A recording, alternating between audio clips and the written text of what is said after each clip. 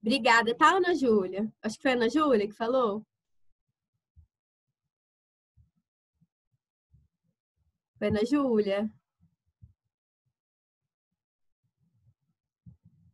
Obrigada aí, tá, pelo lembrete, porque eu não tinha colocado mesmo, não.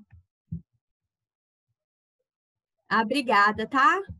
Então, gente, falando da Constituição, a gente sabe que esse ideal de democracia, Constituição, desculpa, democracia, esse ideal de democracia, ele varia de acordo com os países, né? E a gente vai observar, por exemplo, eu já até falei com vocês, lá na Inglaterra, é, é uma democracia, né? É um país democrático em que as pessoas participam da política, mas lá, no caso, é uma monarquia, né? É um sistema monárquico. Então, o que acontece? Nem todas as democracias elas vão ser da mesma forma, correto? E continuando aqui, ó, a democracia na atualidade pode ser entendida não como uma forma de governo em que todos ou muitos podem participar do processo político, mas como um regime de governo em que os cidadãos possuem voz e podem escolher representantes que vão defender seus interesses. Podem marcar aqui para mim, por favor, tá, gente? No segundo parágrafo, essas 3 primeiras linhas. Então, a democracia, marquei que eu vou falando, a democracia não está ligada se ela é uma monarquia, se ela é uma república, né? Se ela tem um rei, se ela tem um presidente, mas ela está ligada ao quesito participação do povo. Se a gente for analisar, lá na Grécia Antiga, né, onde que surgiu a democracia, lá em Atenas, o que acontecia? As pessoas, elas iam para as ágoras, né, que eram as praças, e elas participavam, os cidadãos, tá, gente? Eles participavam da política daquele lugar. Hoje em dia, a gente vai observar que a gente não vai para a praça escolher lei, escolher o político, vamos dizer assim. Hoje em dia, a nossa democracia ela é chamada de representativa, mas eu vou falar mais com vocês daqui a pouco.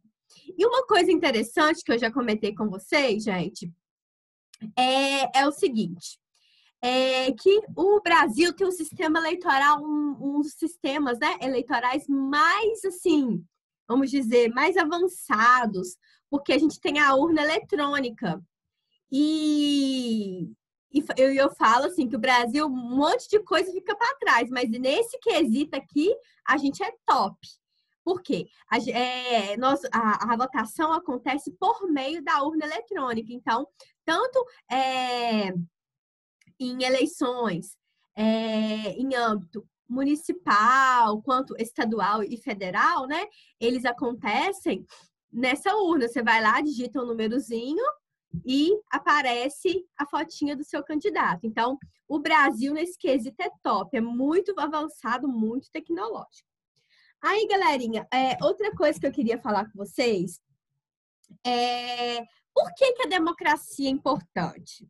O que isso aí traz de importante? Porque na democracia, presta muita atenção nessa minha fala, na democracia, a gente escolhe quem a gente quer que represente o nosso país, a nossa cidade, o nosso estado, mas por muitas vezes as pessoas não tiveram esse direito de escolha, tá? Porque já aconteceram golpes no Brasil, né?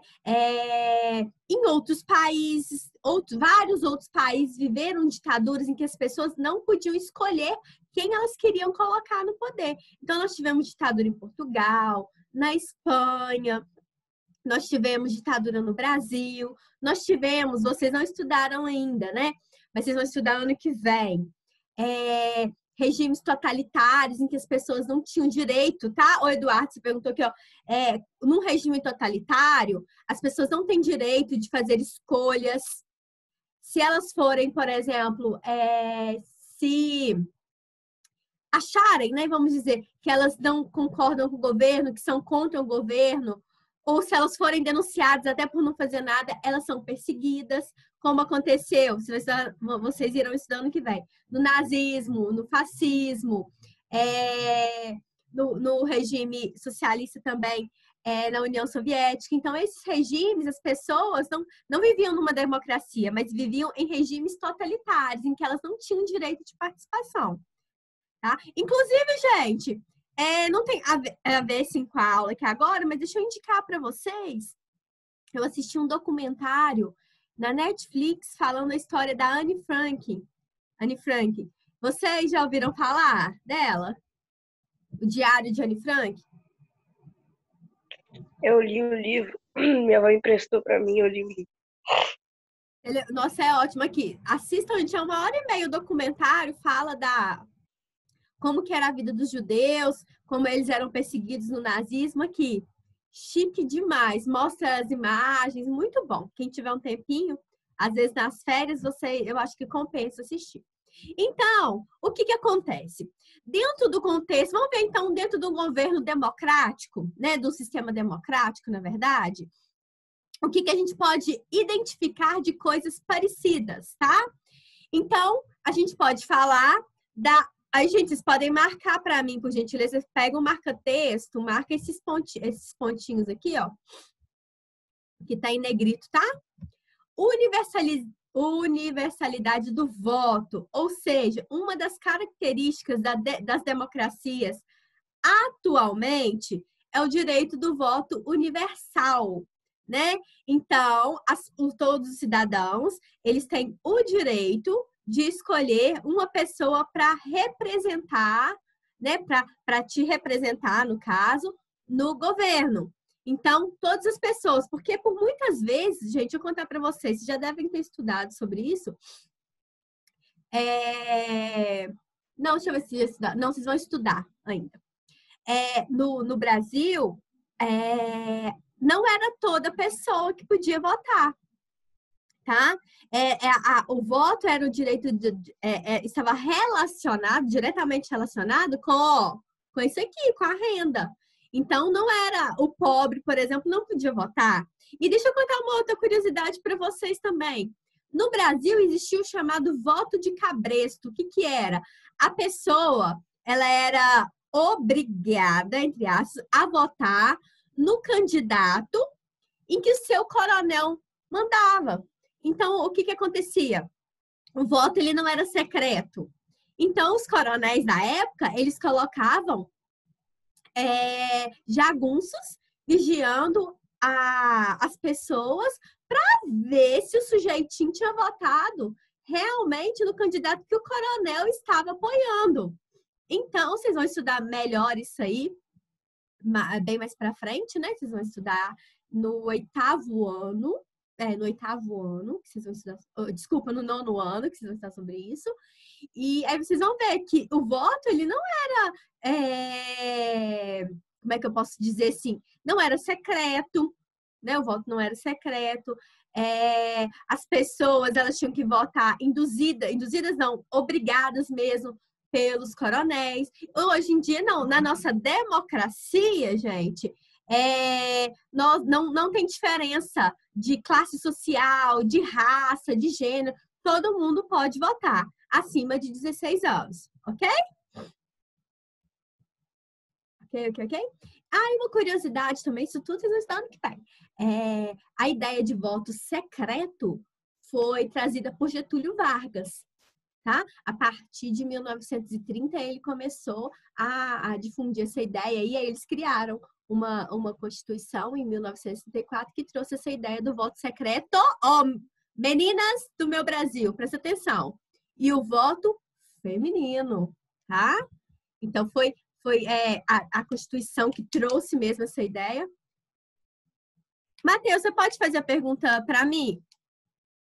Por que voto secreto? É porque o voto, Matheus, ele não era secreto. A pessoa, vamos supor, votava num papelzinho, todo mundo via, podia ver. Abre o microfone aí e me pergunta, Matheus, fazendo favor. Matheus? Entendeu? É porque a gente vota, Matheus, eu não sei se você já foi com seus pais no dia de votação, eles colocam uma... Como é que chama, gente? Um negócio, tipo um túnelzinho assim, eu não sei falar. E a urna fica lá, ninguém vê você votando. Só você que sabe o candidato que você votou. Agora, antigamente, não. Antigamente as pessoas viam, né? Você escrevendo lá, então, né? Continuando, a representatividade. Estamos na página 77. Voltou demais, só um minutinho. Representatividade. Embora hajam muitas diferenças entre as democracias de cada país, atualmente a maior parte delas se caracteriza como regime representativo. A tomada de decisões é exercida pelos representantes do povo, estes sim eleitos por votos diretos. Por que voto direto? Porque eu, cidadão, vou lá e escolho o meu candidato. Então, o que acontece? Por que é uma democracia representativa? A gente guarda isso para a vida, tá? Representativa. Porque eu escolho o Joãozinho, a Maria, a Joaquina, para me representar. Então, por exemplo, eu votei no João, exemplo, tá? Votei no Joãozinho porque ele defende a causa dos professores, um exemplo. A causa dos professores, que ele luta pelo direito dos professores, principalmente, né, gente, da iniciativa pública e tal. Aí, o que acontece? Segundo o que ele pregou lá na época da campanha política dele, as minhas ideias se assemelham com a dele. O que acontece? Eu vou lá e voto no sujeito. Existe também, por exemplo, os candidatos que defendem os militares. Um exemplo, as causas dos militares.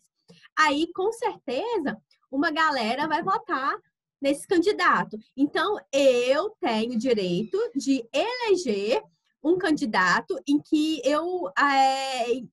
que eu posso dizer? Em que eu concorde com as ideias dele, né? Que eu ache justo, coisas do tipo.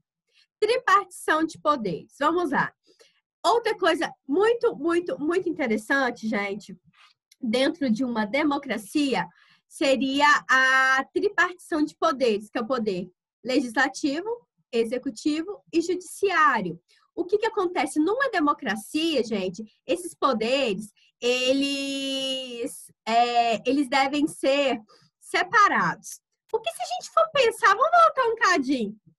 Lá na Idade Moderna, por exemplo, lá deixa eu ver aqui, lá na era lá do absolutismo, né? O que acontece? Se a gente for observar, vamos pensar aqui comigo.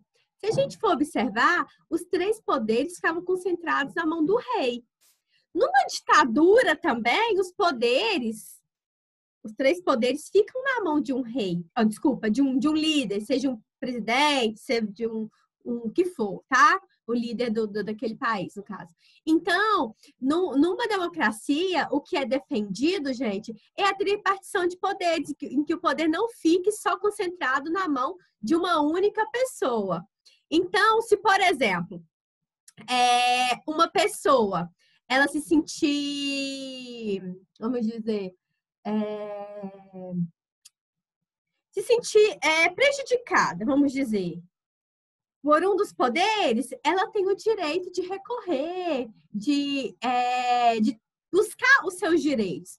Então, nenhum poder é maior que o outro, tanto que muitas vezes as pessoas em muitos países também, eles atribuem que o poder executivo é o maior, porque é o poder do presidente, vamos dizer. Só que se um presidente ele cometer alguma falcatrua, alguma coisa errada, ele vai responder, porque o poder dele não é, por ele ser um representante do poder executivo, isso não quer dizer que ele é mais importante que os outros, que tem mais poder que os outros. Então, se um presidente cometer um crime, ele vai responder pelo crime que ele cometeu, mesmo estando num dos poderes, sendo representante de um dos maiores poderes de uma nação. Ok, galera? Alguma dúvida por enquanto? Alguma dúvida? Vamos lá. Gente, eu não sei, vou ser muito sincera com vocês, eu não sei se vai dar tempo da gente. Eu queria muito assistir esse QR Code aqui com vocês, assisti ele já umas 3 vezes. Esse exemplo, gente, é top. O sujeito, ele fala em espanhol, mas tem a legenda. Fala direitinho a questão da democracia. Porque, segundo esse vídeo aqui, se a gente for analisar, ele vai trazer para nós uma ideia de que, será que existe democracia de fato? Se não der para a gente assistir, eu vou comentar um pouquinho com vocês, tá? Deixa eu ver aqui. Deixa eu ver o que mais eu quero falar. Ana Júlia, você pode ler para nós a página 77, esse parágrafo aqui, por favor? Embora a democracia seja um regime de governo amplamente difundido e adotado por muitas nações, é possível perceber certa desconfiança quanto à sua configuração contemporânea. Muitos cientistas e filósofos políticos atuais apontam para um desgaste da democracia representativa. Um dos argumentos que utilizam para defender sua tese é a diminuição gradativa da participação popular nas eleições gerais, mesmo em países como a Alemanha e os Estados Unidos da América, que possuem uma longa tradição de eleições livres, nas quais o voto não é obrigatório. No Brasil, nas eleições municipais de 2016, os índices de ausência, votos brancos e nulos em 8 capitais superaram os votos dos candidatos eleitos ou que foram para o segundo turno. Após tantos séculos de lutas e de conquistas para a democracia, coloca-se a questão: por que as pessoas estão abdicando de seu direito de voto político? Gente, aí fica a pergunta. Obrigada, Ana Júlia. Ana Júlia, você quer responder para nós? Você que é uma menina participativa. Por que você acha que as pessoas elas estão abdicando, ou seja, elas não estão querendo votar? Talvez é porque elas não estão gostando de quem vai ficar para esse governo, né? Quem vai governar. Eu não entendi sua resposta, desculpa. Talvez seja porque elas não estão gostando de quem será eleito. Então, entendeu? Obrigada, tá, Ana Júlia? Eduardo, fala aí para nós, Eduardo. Por que você acha que as pessoas estão preferindo, vamos dizer assim, não votar? Eduardo.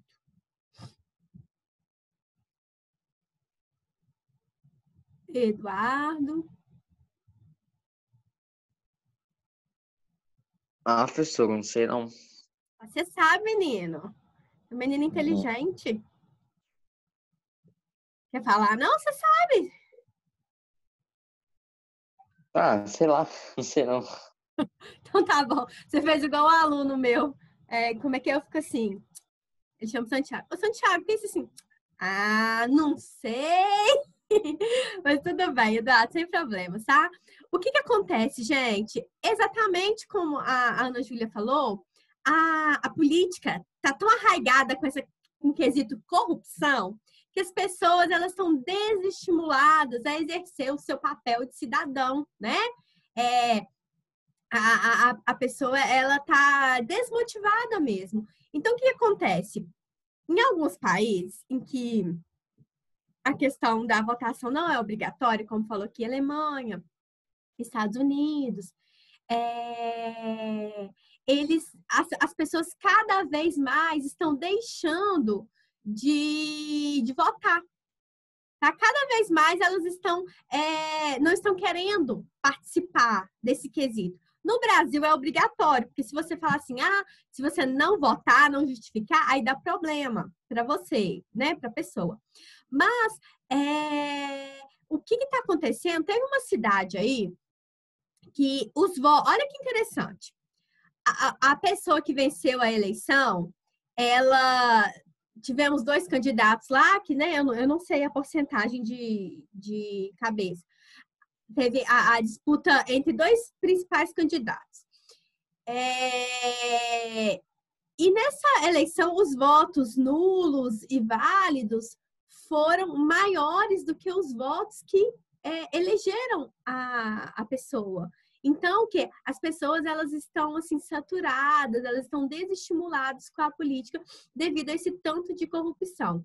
E esse vídeo aqui, deixa eu ver quantas horas. Esse vídeo aqui, gente, ele é muito bacana porque ele vai tratar de como que a nossa democracia ela acontece de fato.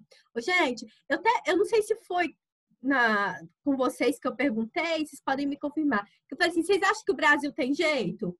Foi na sala de vocês que eu perguntei? Eu não me lembro se foi na última aula, eu perguntei se foi para a sala de vocês. Por quê? Aí você fala assim, não, a gente vive na democracia, a gente elege as pessoas. Só, gente, que dentro da nossa nação, isso aí também existe em outros países, existe acordos. Então, o fulano é do lado oposto do ciclano. Mas para que o fulano vote num projeto, para que seja aprovada uma lei para beneficiar esse fulano aqui, esse fulano paga dinheiro para esse. Então, gente, essa prática, ela é uma prática comum na nossa política. Tá? Então, vários presidentes tiveram essa prática. Fernando Henrique Cardoso, o Lula, a Dilma, o Temer, tá? Eu tenho visto também que o presidente atual tem feito essas coisas também. Essa prática, gente, de você ser do lado oposto de partidos políticos opostos, mas vocês vão tentando fazer alianças com quem você não concorda para que você consiga aprovar uma lei. O Michel Temer, por exemplo, quando a Dilma sofreu impeachment e ele ele assumiu o cargo de presidente, ele fez um jantar no palácio, coisa luxuosa, com os inimigos políticos dele, para tentar aprovar algo que ele queria. Então, o que acontece? A gente vive numa democracia, a gente escolhe os nossos representantes, mas a gente não sabe de fato o que vai acontecer. Tá bom? Então, essa prática sempre existiu, chamada de fisiologismo, que é a prática de você pagar oferecer propina para outros políticos para que eles concordem com a lei que você propôs, para que seja aprovada. Isso acontece demais. Então, vamos lá, para a gente terminar. Ô, gente, eu acho que não vai dar pra gente ver o videozinho hoje, não. Acho que vai dar tempo só da gente terminar a aula. Se der tempo, a gente fala um pouquinho da prova, tá? A prática da política, vamos lá. Aí a prática da política que eu falei, que a política ela é um jogo de interesses, tá? Então, por exemplo, o que acontece no Brasil em diversos países? Se eu sou presidente e a Ana Júlia, o Matheus e o Eduardo são de partidos políticos opostos, o que acontece? E eu preciso aprovar um projeto, eu tenho um projeto de lei lá e eu preciso que esse projeto seja aprovado. O que acontece? Eu vou convencer vocês, vou pagar para vocês para que esse projeto seja aprovado. Entendeu? Então, existe um jogo de interesses, um jogo muito sujo dentro desse contexto da política. Então, por isso que as pessoas, gente, elas estão se afastando cada vez mais, tá? Elas estão desestimuladas com a política. Outra coisa, a representatividade virtual. Esse aqui, gente, é muito sério. Nós temos visto muita fake news, muita. Então, as pessoas hoje, elas vão para as redes sociais, elas vão para a internet e vão vomitando, vão falando aquilo que elas acreditam do seu candidato, né? Ou fala mal do candidato da oposição e defendem o seu. Só, gente, que essa representatividade virtual, ela é muito séria, porque a pessoa, ela fala lá, ela vai falando, vai compartilhando coisas que não existem, notícias falsas, e na verdade mesmo, ela fala aquilo que ela vê ali aleatoriamente, mas ela não pesquisa de fato se o seu candidato realmente ele está fazendo coisas erradas, ou se realmente o candidato que ela está criticando, se ele fez alguma coisa certa. Estão entendendo? Então, se expõe muitas ideias na internet. A internet hoje, né? Ela é uma terra vamos dizer, terra sem lei, né? Existe muita gente que aí, age no anonimato, não expõe as suas opiniões aí à riveria sem dar as caras.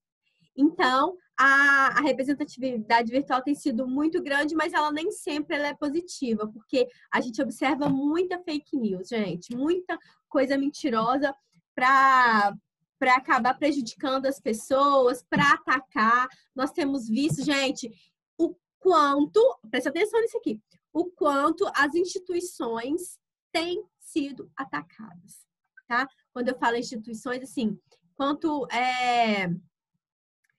as instituições que garantem os nossos direitos mesmo. Eu não vou ficar falando aqui porque cada um tem, né? Cada família de vocês tem uma visão sobre política e eu tô falando num contexto geral, tá? Então, é muito importante isso aí. E pra gente ir concluindo aqui, nessa questão da representatividade. Gente, vocês marquem aqui para mim os pontinhos que tá em negrito, tá? Por favor. Outra coisa, gente, nas redes sociais acontece muita discussão vazia, muita coisa sem embasamento. Isso aí é chamado de senso comum. É o que fala assim, nossa, eu não sei se eu já comentei com vocês, na época de eleição, eu fui no salão, a moça falou assim, nossa, eu vou votar no fulano, porque disse que o fulano é bom. A gente não pode votar no disque, tá? A gente tem que, isso aqui, esse material já preparando vocês para que vocês sejam cidadãos conscientes. Então, quando você for votar, com 16 anos vocês já podem votar, vocês têm que pesquisar a vida política. O que o meu vereador que eu vou votar fez? O que o deputado que eu vou votar ele fez até hoje? Entendeu? Então, você tem que pesquisar, não é votar no que o fulano manda, no que o ciclano manda. E porque com essa era digital, com isso tudo aí, a fake news, ela cai matando. O povo cria muita fake news mesmo para tentar derrubar o candidato da oposição. E outra coisa também, gente, que eu queria falar com vocês aqui, deixa eu ver o que mais, cadê? Só um minutinho.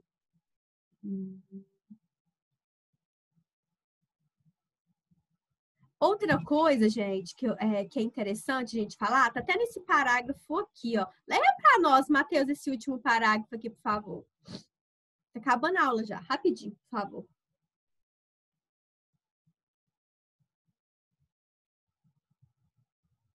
Matheus, leia para nós, por favor. Esse último parágrafo aqui.